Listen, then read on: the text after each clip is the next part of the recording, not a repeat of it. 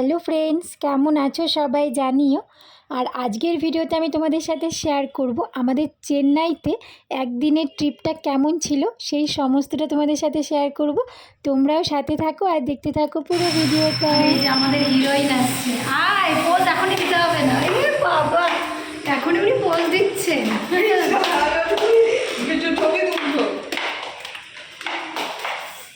তো এই গার্লস পিজিতে আমরা আছি, লেডিস পিজি। আর চেন্নাইয়ের গরম তো আর বলার মতো না, বিশাল গরম। মানে কতদিন পর যে আমি এভাবে ঘামছি আজকে, সেটা আর বলতে পারবো না। বিশাল গরম। বাবা, মাকে আবার পুচকি বিশাল গরম রে, গরম নেই। আজ আমায় স্বপ্ন দেখাবে, আয় এক নতুন গল্প শোনাবে, তুই মিশে যা আমার কল্পনায়। যখন প্ল্যানটা করা হয় তখন আমরা প্ল্যান করেছিলাম 6 জন, কিন্তু আজকে আমরা ফাইনালি ঘুরতে এসেছি মাত্র 2 জন। গতকাল রাতের ট্রেনে আমরা চেন্নাই এসেছি, আর চেন্নাই এসে আমরা একটা গার্লস পিজিতে রুম নিয়েছি, আর সেখানে আমরা 2 জন ছিলাম। আর সেখানে কিছুক্ষণ সময় রেস্ট করে তারপরে রেডি হয়ে এই দেখো 10টা নাগাদ আমরা চলে এসেছি সমুদ্রের বিচে। আর এই দেখো ভীষণ ভীষণ সুন্দর লাগছিল, আর প্রচুর লোক ছিল। আর জলের আওয়াজটা কি বলবো, প্রথমবার সমুদ্র দেখা, মানে আমার তো ভীষণ ভীষণ ভালো লাগছিল। অনেকেই ভয় পাচ্ছিল, বাট আমি তো সাঁতার জানি, তেমন একটা ভয় লাগছিল, মানে ভীষণ ভালো লাগছিল। আর তারপরে দেখছিলাম রোদের মধ্যে একজন ঘুরছিলেন, মানে ঘোড়ায় নিয়ে।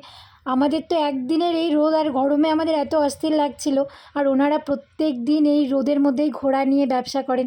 তো ভাবলাম আমরাও একটু উঠি, ওনাদেরও কিছু উপার্জন হোক, তাই উঠে পড়লাম ঘোড়াতে। আর ঘোড়াতে উঠে কিছুক্ষণ একটু ঘুরে একটু ভিডিও ছবি তুলে তারপরে এবার চলে এলাম স্নান করতে।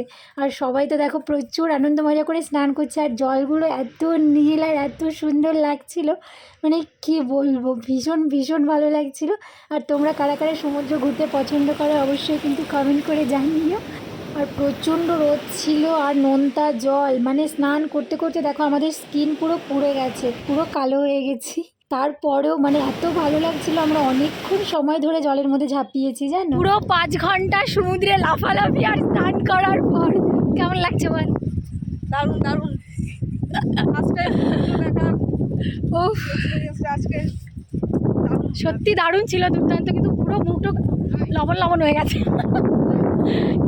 লাগছে। ওই দেখো उधर से भी लोग हाय हाय बोल रहा है।